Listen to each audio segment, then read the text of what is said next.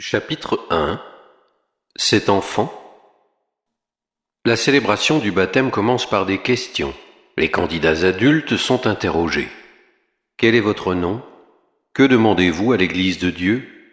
Que vous apporte la foi? Que désirez-vous? Les parents, ainsi que le parrain et la marraine d'un enfant, sont également interrogés. Quel nom avez-vous choisi pour votre enfant? Que demandez-vous à l'Église de Dieu pour cet enfant? Pourquoi le baptême commence-t-il par tant de questions? Le ministre doit sûrement connaître d'avance les réponses. Mais c'est parce que le baptême doit être choisi librement. Nous sommes baptisés dans la liberté du Christ. Si le Christ nous a libérés, c'est pour que nous soyons vraiment libres. Galates 5, verset 1. C'est pourquoi, au IVe siècle, lorsque l'Église cesse d'être persécutée et que le baptême devient socialement acceptable et même avantageux, il est alors essentiel que les gens demandent le baptême librement, en ayant connaissance de ce qu'il signifie. Un évêque égyptien questionnait ainsi les catéchumènes. Êtes-vous bien décidés? Ou bien êtes-vous contraints par quelque chose? Ou bien faites-vous une démarche conventionnelle? Car on ne se moque pas du royaume des cieux, mais il est donné aux personnes qui l'aiment de tout leur cœur. Quel sens cela a-t-il de baptiser des petits-enfants? Ne serait-il pas préférable d'attendre qu'ils soient assez âgés pour choisir eux-mêmes? Au 7e siècle, saint Romuald était supposé avoir, juste après sa naissance, crié par 3 fois « Je suis chrétien », avoir fait un sermon et avoir demandé le baptême pour mourir âgé de 3 jours. La plupart des enfants ne sont pas aussi précoces. Le baptême d'un petit enfant n'est-il pas un geste rituel vide? Telle était la position des anabaptistes au moment de la Réforme, et c'est celle de leurs descendants spirituels aujourd'hui. Le baptême n'est pas quelque chose qui est fait pour une personne par l'Église, comme une partie de ce qu'il faut pour devenir chrétien. C'est bien plutôt quelque chose qui est fait par une personne déjà devenue chrétienne par conversion. Dans ces conditions, un vrai baptême est impossible pour un petit enfant. Le baptême doit attendre qu'une personne puisse par elle-même dire quelque chose de sa foi. Sinon, le rite devient magique, une mécanisation de la grâce. Cela paraît sensé, et il est sûr que cela respecte à la fois la liberté de l'enfant et le sens du sacrement. Il vaut la peine de prendre un peu de temps pour cette question préliminaire, parce que souvent des parents sont envahis par le doute, ne sachant pas s'ils ont eu raison de faire baptiser leurs enfants. On a baptisé des bébés depuis le début du christianisme. C'est la tradition de presque toutes les grandes églises, catholiques, orthodoxes, anglicanes, luthériennes et calvinistes.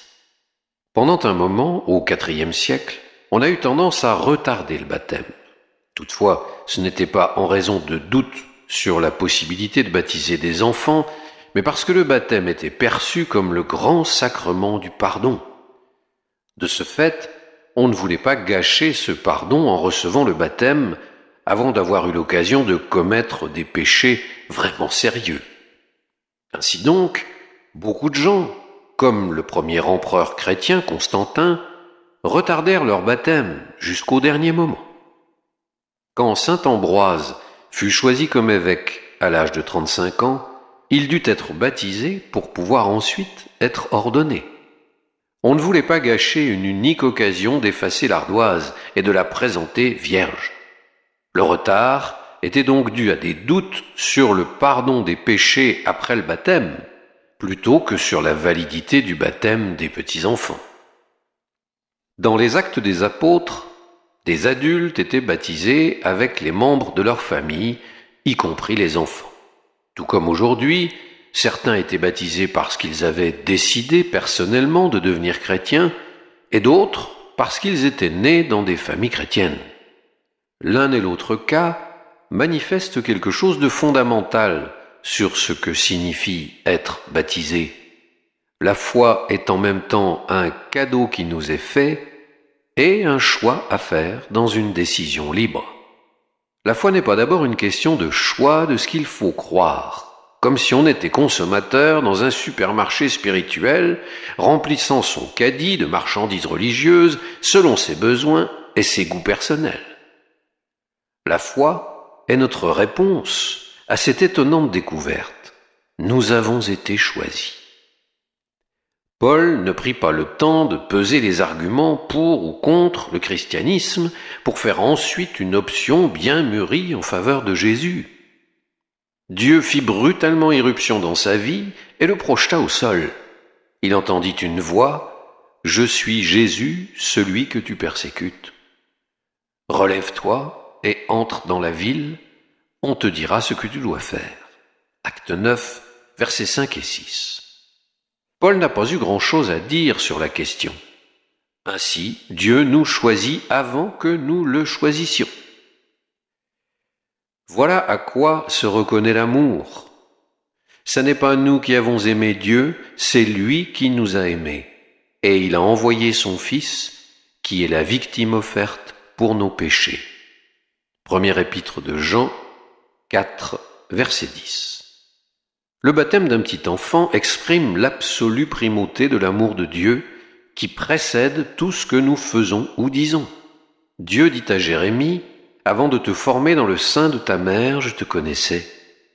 Avant que tu viennes au jour, je t'ai consacré. » Chapitre 1, verset 5. L'existence même d'un bébé est déjà un cadeau de Dieu. Les parents disent oui à ce cadeau en chérissant le bébé dans le sein de sa mère et en préparant sa naissance. Et ils disent oui quand ils le présentent au baptême, parce que leur enfant est créé dans le seul but de pouvoir partager la vie éternelle.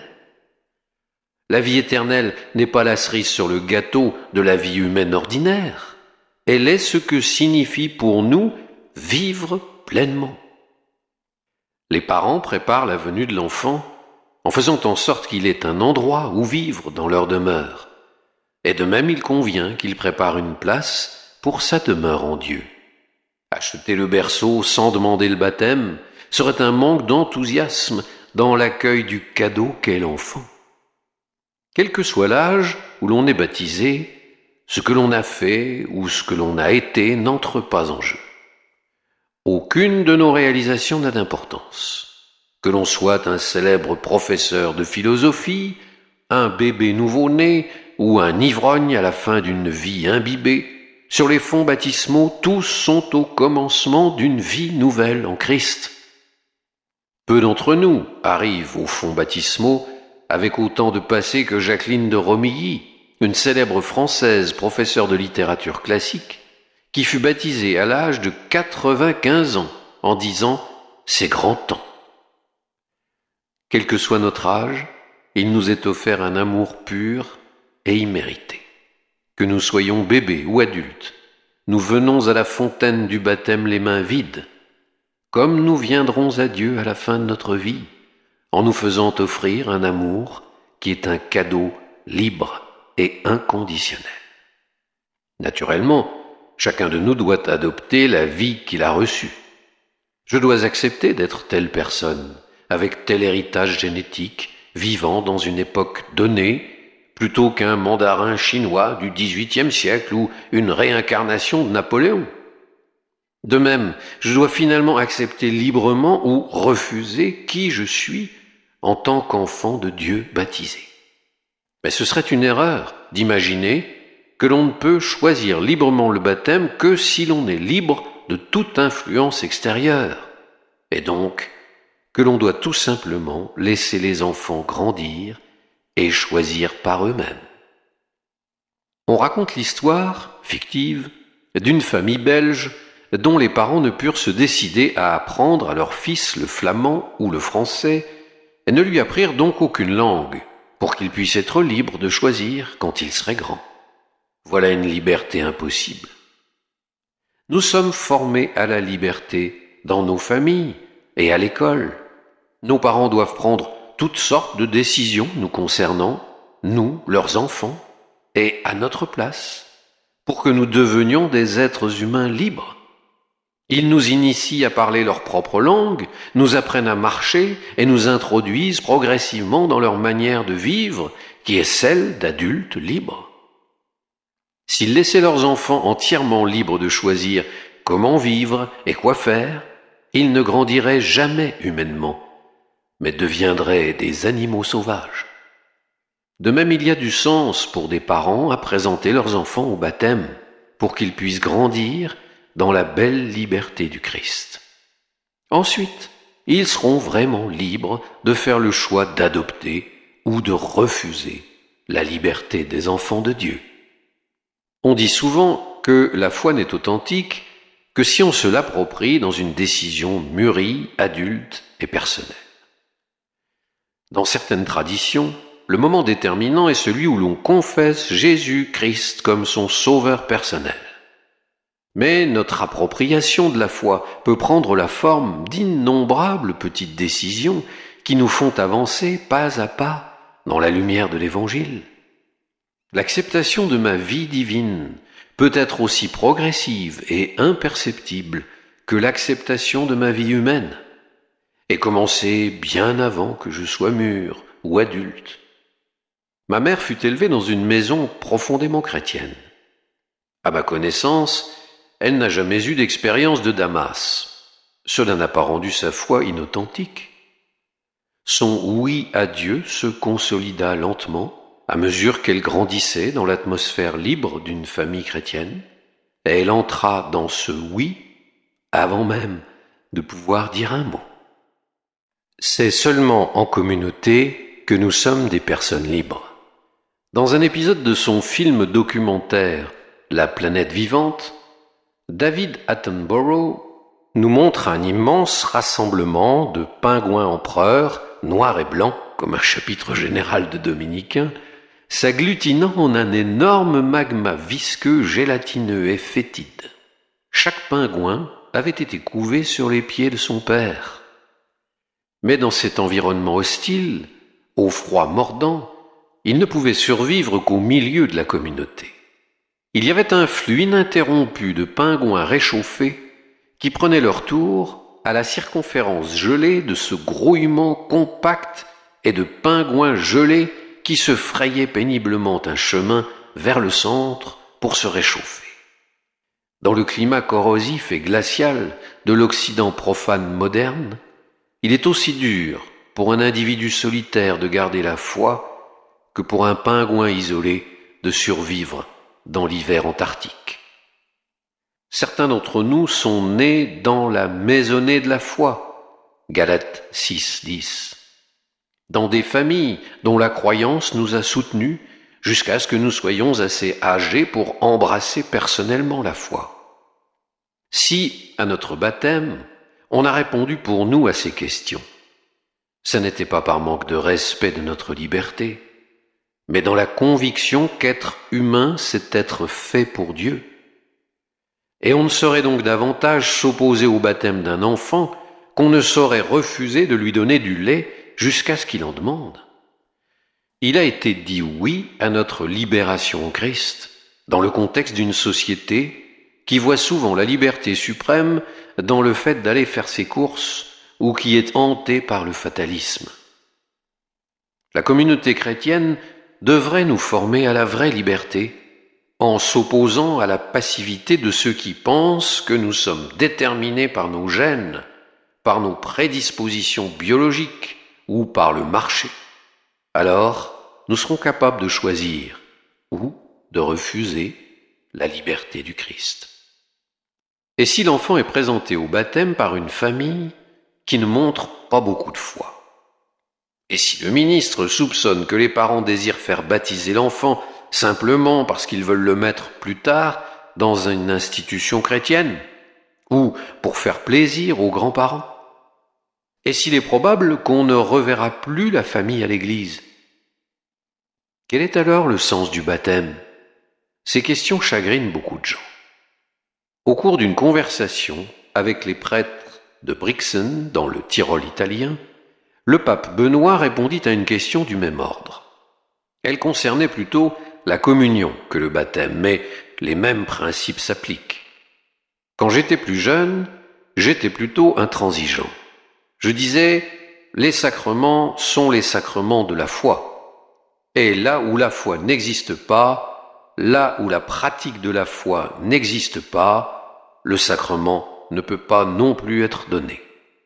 Et puis, moi aussi, avec le temps, j'ai fini par me rendre compte que nous devons plutôt suivre l'exemple du Seigneur, qui était très accueillant, même aux marginaux de l'Israël de l'époque. Il était le Seigneur de la miséricorde, ouvert aux pécheurs.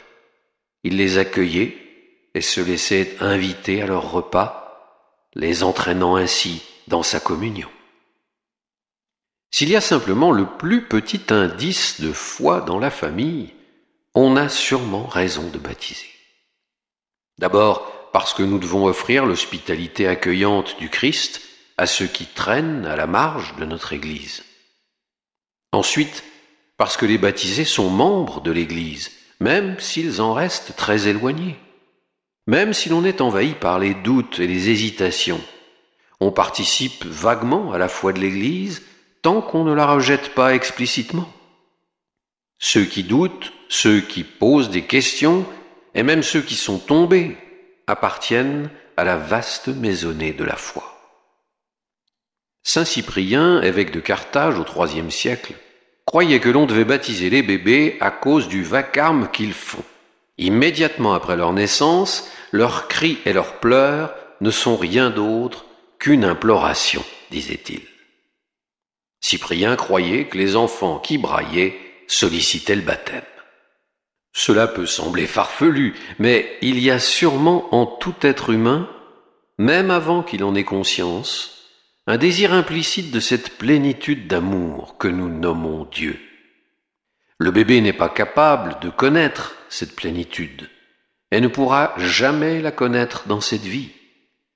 Mais c'est Dieu que nous réclamons tous à grands cris. Et l'Europe sécularisée n'est-elle pas avide de cette foi oubliée ? Comme un petit enfant qui crie dans la nuit, un petit enfant qui crie pour demander la lumière sans avoir d'autre langage qu'un cri. Certains bébés ne remettront peut-être jamais les pieds dans une église, et plus tard, leur quête de sens les conduira peut-être loin du christianisme, vers d'autres croyances, voire vers l'athéisme. Mais ce que nous croyons, c'est que d'une façon ou d'une autre, Dieu veut être avec eux, ouvrant devant eux, sans jamais renoncer, des chemins qui semblent se perdre.